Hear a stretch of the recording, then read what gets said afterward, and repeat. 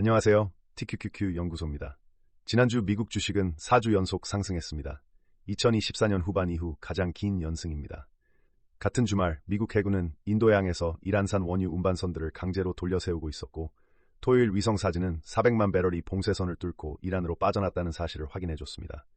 같은 토요일 밤 워싱턴 힐튼 호텔 백악관 출입기자단 만찬 도중에는 산탄총을 든 침입자가 비밀 경호국 요원에게 발포해서 트럼프 대통령과 멜라니아 여사는 비밀 경호국에 둘러싸여 신속히 무대에서 빠져나갔습니다.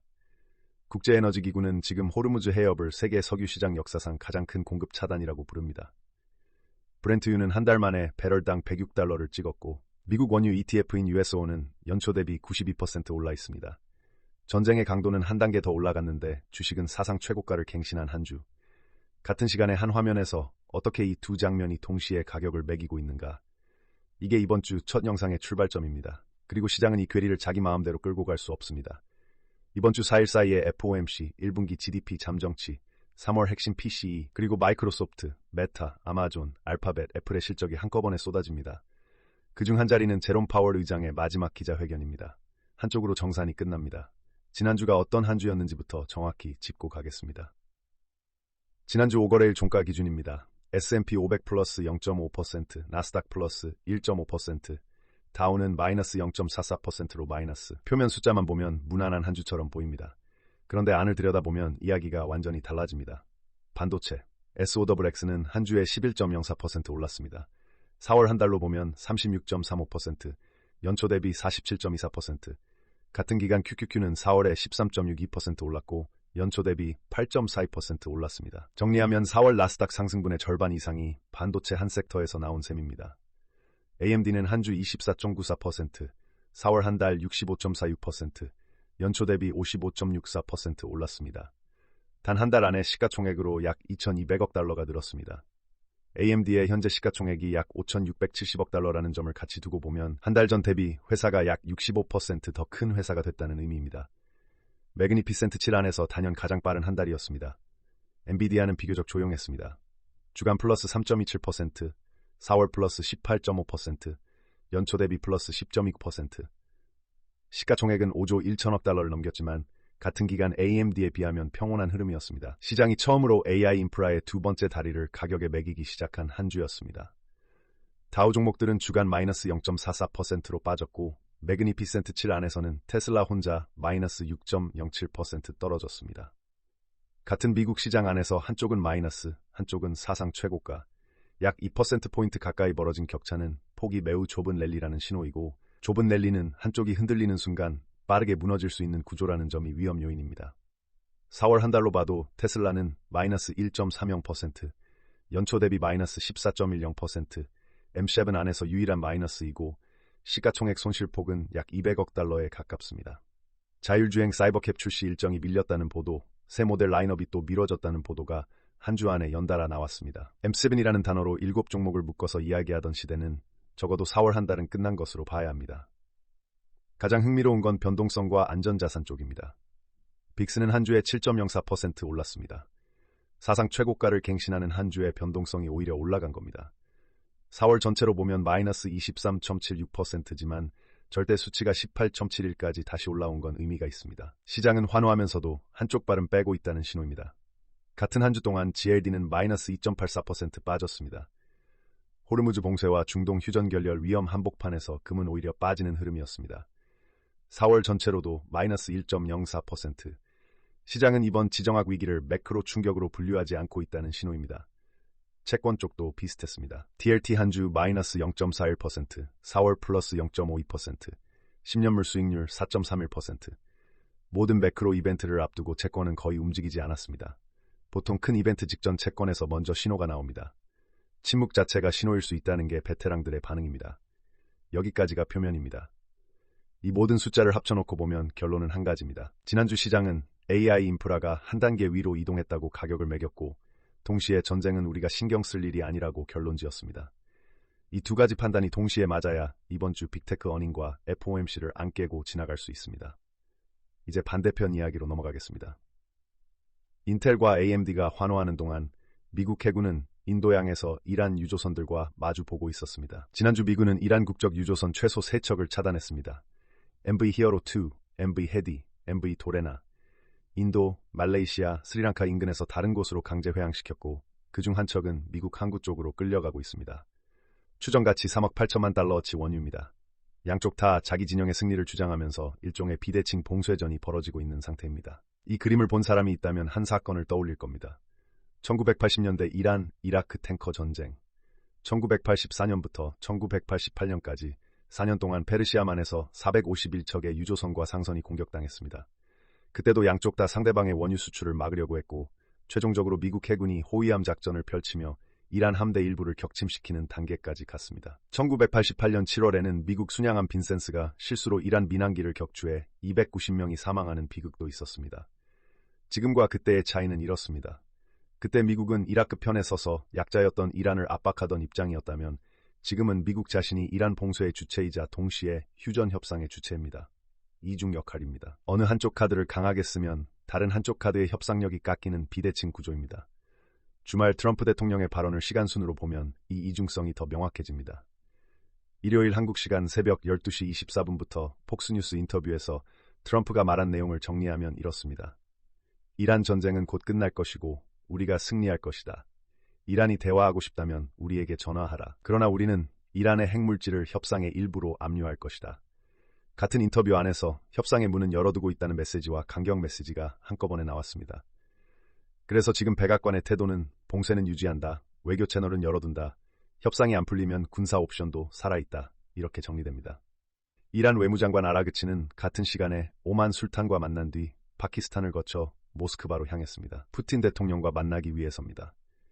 이란이 미국이 아닌 러시아와 중국으로 협상의 무게추를 옮기려 한다는 신호이고 호르무즈 봉쇄 풀이가 단순히 미국과 이란 양자 문제가 아닌 G2 구도 안의 카드가 되고 있다는 의미입니다. 오늘 오전 7시 CME 선물이 재개됐고 첫 가격 반응은 비대칭이었습니다. 브렌트 원유 선물은 금요일 마감 대비 플러스 8.7%, 배럴당 107달러 선까지 개법했고 WTI도 플러스 2.1% 위에서 거래 중입니다. 반면 금은 마이너스 0.85%, 은은 마이너스 2% 가까이 빠졌습니다. 두 가지 해석이 가능합니다. 첫째, 시장은 이 분쟁이 확대되지 않는 봉쇄전, 그러니까 비대칭 봉쇄로 끝날 것이라고 보고 있습니다. 1980년대처럼 4년이 아니라 몇 달 안에 협상으로 마무리될 것이라는 베팅입니다. 둘째, 시장이 위험을 잘못 가격 매기고 있는 가능성. 1990년 8월 이라크의 쿠웨이트 침공 직전, 2001년 9월 11일 직전, 시장이 위기를 가격에 안 넣고 있다가 이벤트 발생 직후 급락한 사례는 한두 번이 아닙니다. 비슷한 패턴은 역사에도 있습니다. 1990년 8월 2일 이라크의 쿠웨이트 침공. 그 직전 7월 한 달 S&P 500은 플러스 4.5% 올랐습니다. 침공 당일 마이너스 1.1% 빠졌고 그 다음 두 달 사이 마이너스 16% 폭락했습니다. 그런데 1991년 1월 17일 사막의 폭풍 작전이 시작되자 시장은 시작 당일에만 플러스 3.7% 폭등했고 한 달 만에 폭락분을 거의 다 회복했습니다. 2003년 3월 이라크 침공 직전과 직후도 비슷합니다. 침공 직전 6주 동안 S&P 500은 마이너스 10% 빠지면서 위험을 모두 가격에 넣었고 침공 후 한 달 동안 다우 기준 플러스 8% 반등했습니다. 패턴은 명확합니다. 시장은 불확실성 자체를 싫어합니다. 군사 충돌이 끝나거나 시작되는 순간이 되어야 가격을 제대로 매깁니다. 지금 이 비대칭은 원유 쪽에 약간 기울어 있습니다. 협상이 진전되면 주식은 추가 환호 여력이 그렇게 크지 않습니다. 이미 가격에 안 넣었기 때문입니다. 반대로 협상이 결렬되거나 호르무즈에서 첫 군사 충돌이 발생하면 주식이 빠진 만큼 원유가 더 오를 가능성이 큽니다. 다만 주식시장은 빅테크 어닝과 PCE라는 다른 변수도 동시에 안고 있어서 이 비대칭이 그대로 작동할지는 단언할 수 없습니다. 이제 이번 주를 보겠습니다. 화요일부터 목요일 사이 4일 안에 거대한 5개 이벤트가 한꺼번에 떨어집니다. 첫 번째 FOMC. 한국 시간 목요일 새벽 3시에 결정문이 새벽 3시 30분에 파월 의장의 기자회견이 나옵니다. 시장 컨센서스는 동결입니다. 현재 기준금리 범위 3.50%에서 3.75%를 그대로 유지할 것이라는데 페드펀드 선물이 압도적으로 베팅하고 있습니다. 이번 FOMC가 평소와 다른 이유는 이게 파월 의장의 마지막 기자회견이기 때문입니다.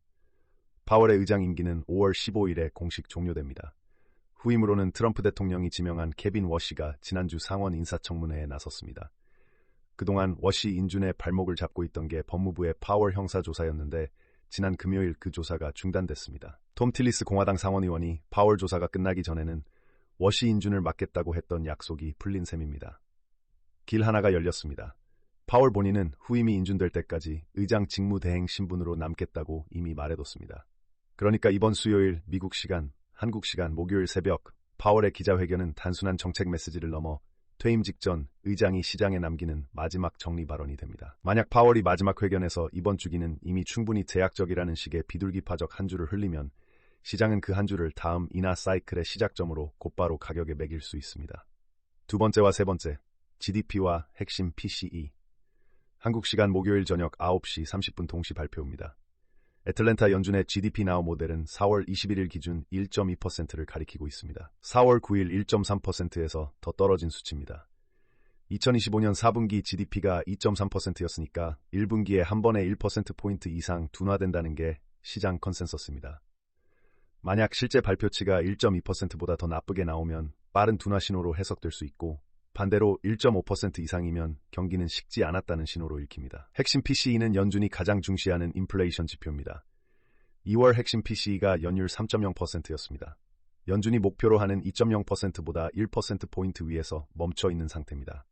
만약 3월 수치가 3.0% 위로 올라가면 파월의 마지막 회견 직후 시장은 곧바로 후임 워시 의장이 매파적으로 나올 것이라는 베팅을 시작할 수 있습니다.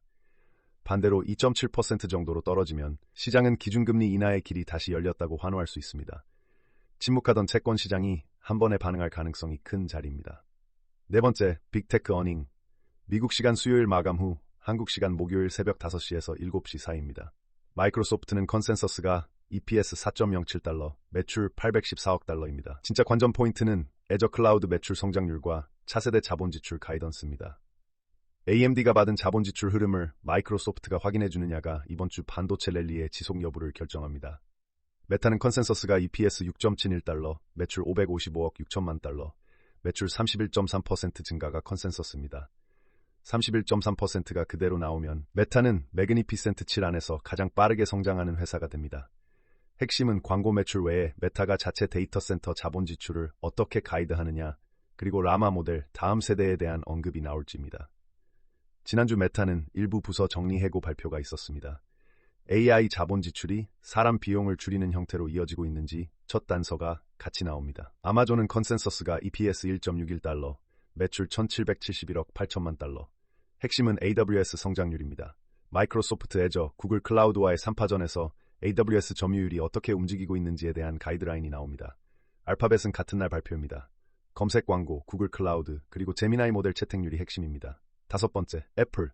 미국 시간 목요일 마감 후 한국 시간 금요일 새벽 5시에서 7시 사이입니다. 컨센서스 EPS 1.92달러, 매출 1096억 9천만 달러. 핵심은 두 가지. 첫째, 아이폰 17 사이클이 실제 매출에 잡혔는가? 둘째, 중국 매출. 지난 분기 중국 매출이 시장 예상보다 부진했습니다. 이번에 회복 신호가 나오면 애플은 수년간 묶여있던 중국 디스카운트를 일부 풀 수 있고 부진이 다시 확인되면 반대로 한 분기치 시가총액 조정이 들어올 위치입니다. 사실상 한국 시간 목요일 하루에 시가총액 합계 13조 달러어치 매크로 결제가 한꺼번에 끝납니다. 잠을 자기 어려운 한 주가 될 가능성이 큽니다.